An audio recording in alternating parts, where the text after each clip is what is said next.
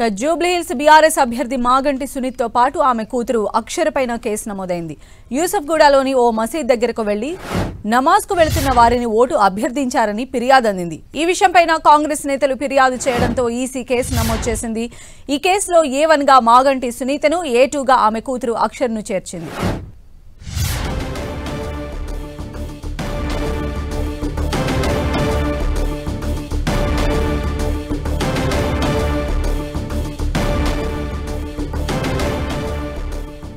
So present Jubilee Hills BRS అభ్యర్థి మాగంటి సునీతతో పాటు ఆమె కూతురు పైన కూడా కేసు నమోదు చేశారు. మరిన్ని అప్డేట్స్ తెలుసుకుందాం.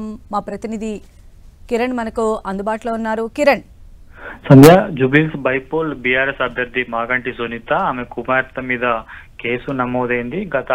గత శుక్రవారం మసీద్ వద్ద ఎలక్షన్ అంటే ఎన్నికల నియమావళికి విరుద్ధంగా క్యాంపెయినింగ్ చేశారని స్థానిక కాంగ్రెస్ పార్టీ నేతలు ఫిర్యాదు మేరకు కేసు నమోదైనట్లుగా తెలుస్తుంది. ఈ ఘటనకు సంబంధించి ఇప్పటికే జూబ్లీహిల్స్ బైపోల్ ఎలక్షన్ సంబంధించి కూడా వివిధ రాజకీయ పార్టీలు ప్రచార హోరు పెంచిన నేపథ్యంలో తాజాగా కాంగ్రెస్ పార్టీకి సంబంధించిన నేతలు ఆమె మీద ఫిర్యాదు చేయడం పైన ప్రస్తుతానికి బీఆర్ఎస్ కి సంబంధించిన కూడా ఆందోళన వ్యక్తం చేస్తున్నారు. వాస్తవానికి ఎన్నికల నియమాల ప్రకారం అటువంటి మసీదులు, ప్రార్థనా మందిరాల వద్ద ప్రచారం చేసుకోవచ్చున్న వీలు ఉన్న కానీ కొంతమంది కావాలని పని కట్టుకొని ఈ విధంగా కాంగ్రెస్ పార్టీ సంబంధించిన నేతలు ఫిర్యాదు చేయడంతో తమ అభ్యర్థి మీద కేసు నమోదు చేశారని బీఆర్ఎస్ పార్టీ నేతలు ఆరోపిస్తున్నారు.